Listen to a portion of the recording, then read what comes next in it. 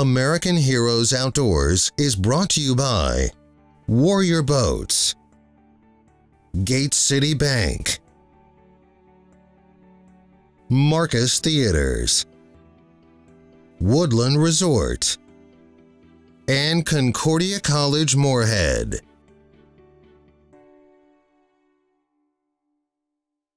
American Heroes Outdoors is an organization dedicated to getting our American heroes into the outdoors. Through the hard work of our volunteers and the donations of our sponsors, we are able to accomplish our dream of thanking our military veterans, emergency responders, and law enforcement personnel through the therapeutic attributes of outdoor recreation. This program is their story, a story of sacrifice and commitment so that we may prosper in the greatest democracy the world has ever seen.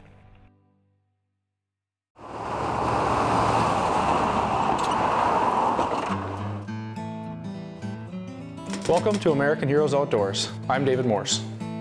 It's an honor to be able to team up with the Minnesota National Guard here at Camp Ripley for the Trolling for the Troops event. Well, we're here at Camp Ripley today and we're recognizing and celebrating and participating in the annual Trolling for Troops event. This is our 4th installation of the event. 43 boats out there. We've got about 15 on the Mississippi River. The rest are out on Lake Mille Lacs. And we've got a disabled American veteran linked up with a recently deployed soldier. We put the 2 of them along with a semi-pro or a professional angler out on the water for a day of sharing combat experiences, sharing fishing stories, gaining some fellowship, camaraderie, and it's part therapeutic and part cathartic. A great program for linking up some of our older veterans and our newer veterans. David Munsinger, U.S. Air Force for 4 years, and Russian linguist in Berlin and up to Alaska. Otherwise, we did physical therapy forever until the stroke happened, which is about 15, 16 years ago now. Every year we can go 1 or 2 times fishing or hunting. It all depends on the timing. 4th time fishing, once to Mille Lacs and then 3 times on the river. You know, Trolling for the Troops is really about a couple of things, right? It's about bringing people together. And it just so happens that I have the opportunity to bring some of the most fantastic anglers together in a format that I can take currently serving veterans and veterans from World War II to today. I can put them together and they can heal. What I found was people that had the same story 50 years apart, 60 years apart. People that were dealing with the same kind of mental health injuries, that same kind of thought processes, and that they were trying to heal, and they found a way to do it. Every veteran now, whether he's from Vietnam and he didn't get welcomed home, he wears something on his hat. He may wear a little pin on his shirt. You as a soldier or you as a civilian, you can recognize that and just walk over and say thank you, they deserve it. And then we will all get better.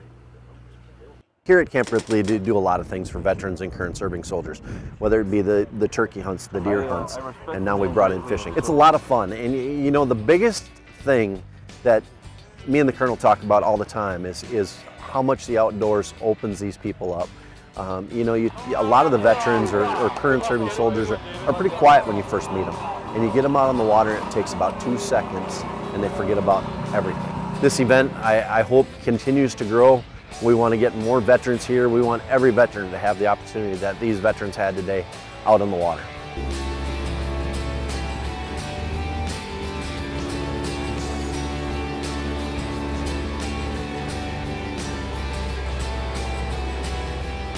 And here's what we're going to fish. All right, very good.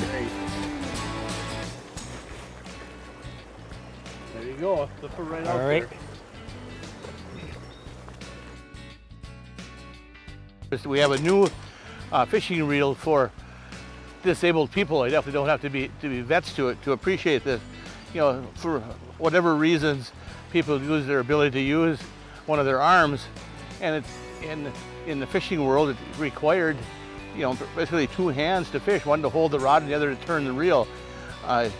They've developed this new rod and reel combo there that has an electric motor that turns the handle of the reel for you. It hooks up to a power pack at 12 volts, so it actually would plug right into your receptacle on your boat, so you wouldn't have to even carry the battery pack. And that, you know, this is the first time it's been used by the public, and it's just amazing how well it works.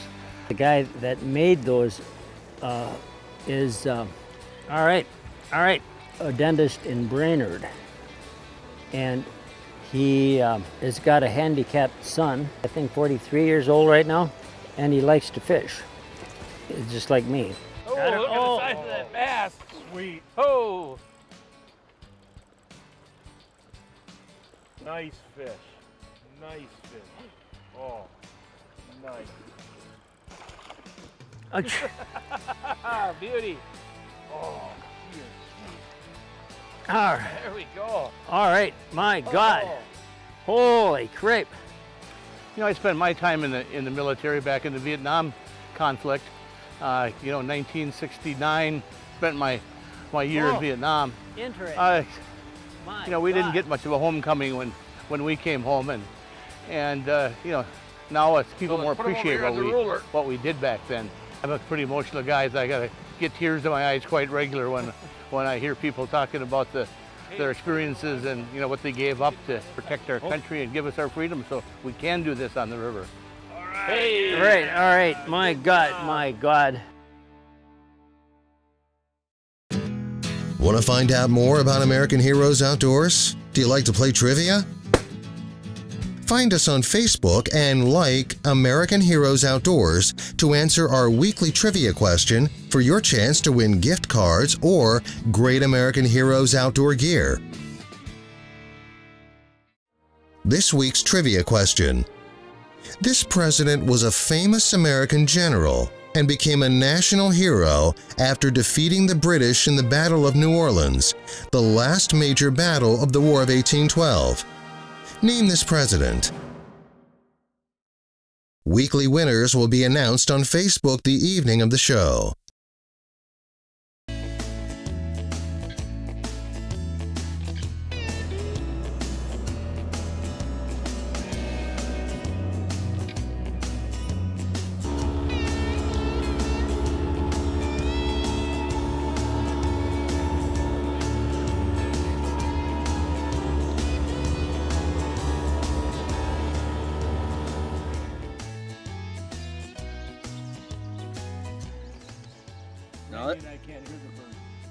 What? You can hear the birds, can't you? I can hear them. Yeah, and I can hear them. Do you hear them, Randy? Not a lot. Yeah, me neither. Really? Oh, really? So I was years in artillery. I was in the United States Marine Corps from 1977 until 1997. I was with an artillery unit. My specialty was supply. I was with a 175 millimeter gun battery. It was self-propelled out of Camp Lejeune. But after my first tour at Camp Lejeune, I went overseas to Okinawa, spent a year over there.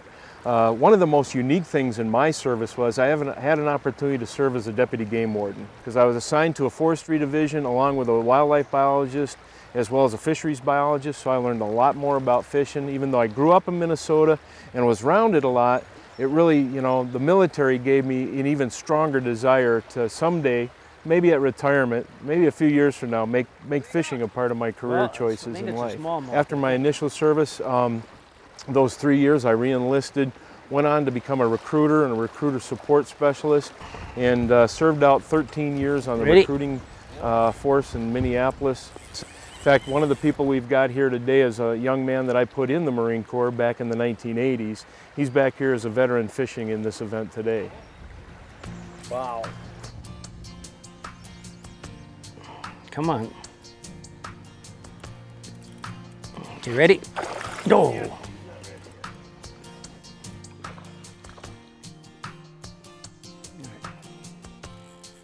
Well.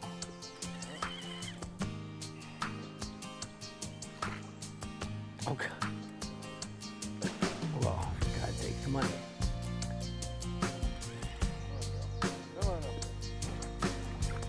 Oh, finally, my God. Tucker you out? No, but I cannot say this, but anyway, right. If you've listened to the colonel, who's the commanding officer here, Scott St. Salver of Camp Ripley, he often refers to times when he's been on deployment and the troops, the conversations revolve around a couple of different things, but it always relates back to either fishing or hunting or deer camp or back, you know, in Minnesota, what it was like to be in Minnesota, and those are the things they miss. Obviously, they miss their families, their wives, their girlfriends. There we go, my God.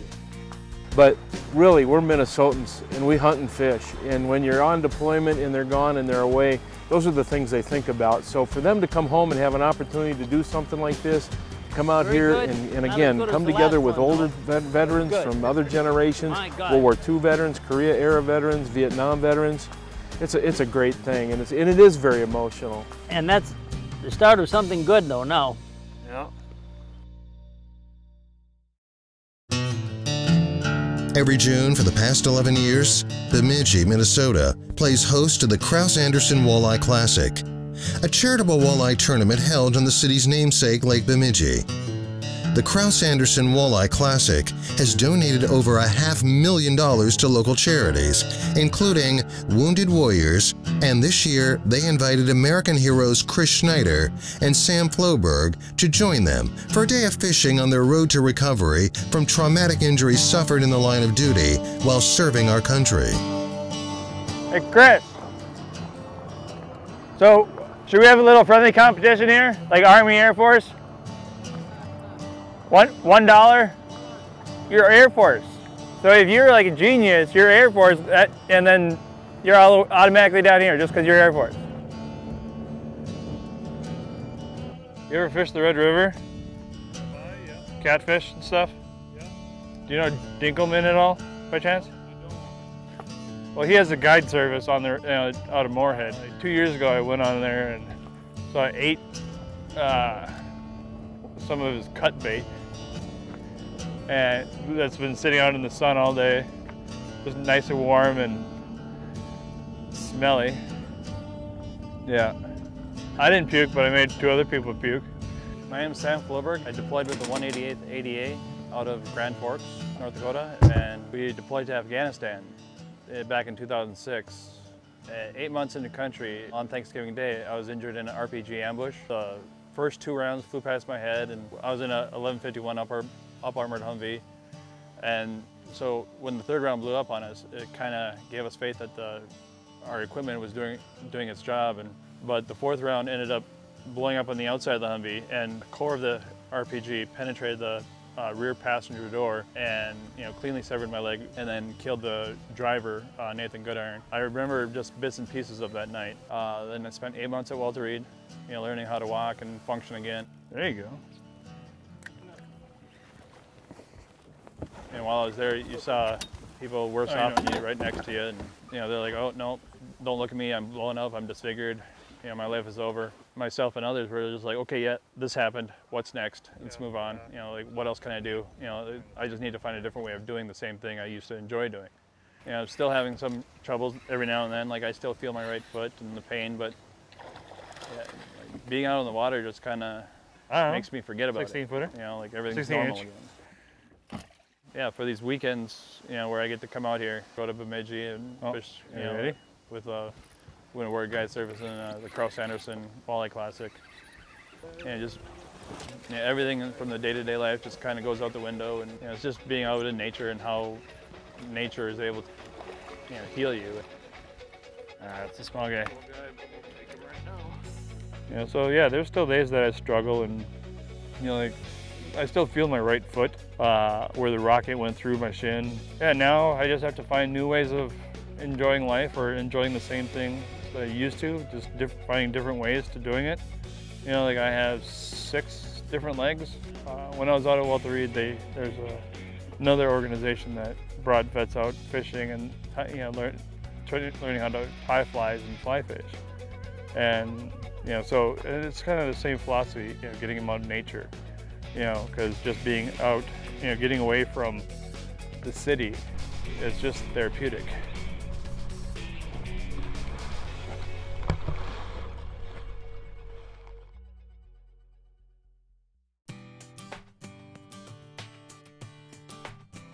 My name is Chris Schneider, born and raised in Pittsburgh, Pennsylvania. Graduated high school at 18 in 2003. Enlisted in the Air Force September 2003. While I was at England, we were tasked to deploy to Bagram Air Base in Afghanistan. The morning we took off to go to Afghanistan, we had to fly from England to Germany, Ramstein Air Base. Got outside the terminal and started loading up our bus to take, they were going to take back to Ramstein. 10 minutes into loading up the bus, gunshot rang off, and right after the gunshot, the words Allah Akbar echoed from outside the bus. Looked outside the bus, saw a man standing there with a gun walking towards the bus. When the man entered the bus, he instantly killed the bus driver. Once the bus driver was dead, he turned on the rest of us on the bus. I ended up taking 2 shots, one to the leg, one to the right side of my head. From there, I was taken to the hospital, spent 3 days in a coma, wasn't supposed to wake up. When my wife got there, she asked what was going to happen to me. And then they told her I have a 1% chance of living. Yeah, I don't know. No brain waves, no nothing. And as soon as I woke up, there were 4 of the doctors that were in there with me. There was 4 grown men on their knees crying. There we go. Now I'm gonna die of E. coli. There's not a doctor in this world right now that has an explanation of why I woke up and why I can talk to you today.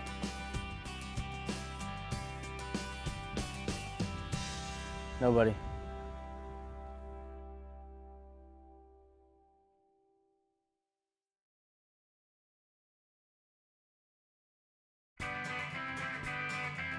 You going? You in the net? You know, the outdoors, being outdoors, no matter what you're doing, you know, fishing, hunting, it is therapeutic. I don't know anybody who can say that it isn't therapeutic. Like I said, it almost, you know, it takes you away for a while. You know, you get back to maybe when you're a little kid, you like to go out in the woods and play, and just really, it's rejuvenating.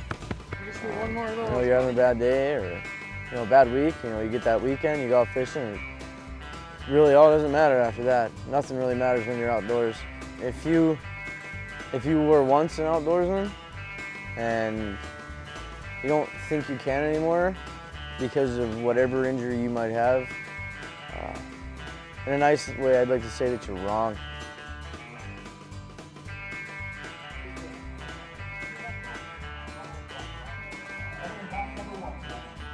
You know what, dang it? I'm tired of this injury holding me back. Amazing. Because it's ridiculous. The guy that attacked me and my team was a terrorist. One of my biggest motivators for all this is if I stop or I quit, then he wins.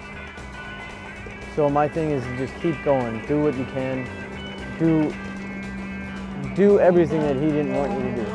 I live my life for Nick Alden the way I think he would want me to live it, because he's looking down on me right now, you know, wishing that he could be here. So the more I do, the more things I accomplish. You know, I'm going to school.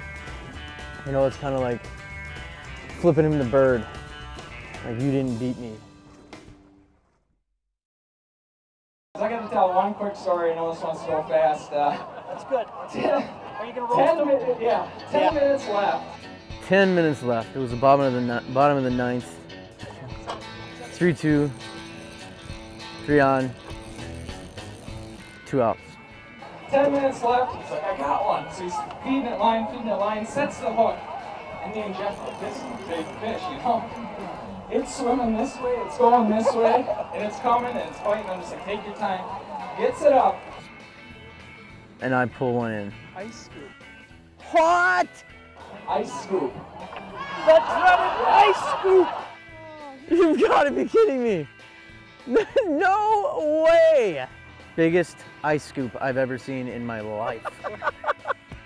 What a joke. Yeah. This is my second year doing it with the Wounded Warriors Project, and tell you what, that project is second to none. I mean, they're helping our veterans when they come back, allow them to do these big tournaments. You know, it's a real fun event. I had Sam last year, I had Chris this year, both great guys, great fishermen. So it's always fun, you know, and it gives them the opportunity to get out and get some fishing in and stuff. So it's a really cool operation. I absolutely love this. This is like my 10th time guiding the Wounded Warriors for this organization, and I mean, we do everything from goose hunts, duck hunts, fishing trips. We guide for muskies in the summertime. I mean, I went out and filmed out in Oregon for some big white sturgeon. I mean, it's unreal. It's so fun. If you get a chance to help out or do anything, I would say do it, because it's just phenomenal. Just all around good day, and couldn't ask for a better day. Glad to be here. To nominate a friend or a loved one who has served for a chance to join us in the field or on a future episode, and to learn more about donating and volunteering opportunities, please visit our website, AmericanHeroesOutdoors.com. American Heroes Outdoors is brought to you by Warrior Boats, Gate City Bank, Marcus Theaters, Woodland Resort, and Concordia College Moorhead.